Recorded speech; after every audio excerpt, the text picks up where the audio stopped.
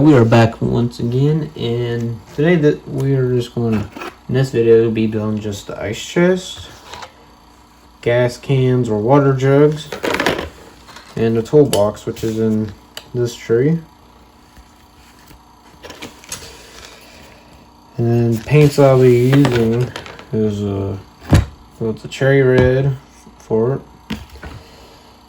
and same thing with the gas cans, and then I'll use a metallic blue for the toolbox to match it. Alright, we'll get into our probably put together process, and we'll see you there. And y'all already know what glue and stuff I'll be using.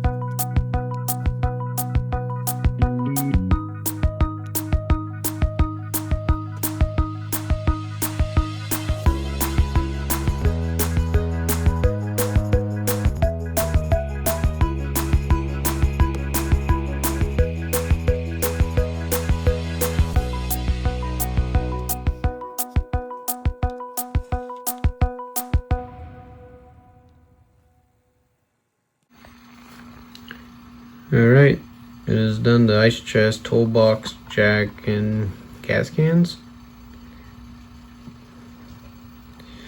They look really good.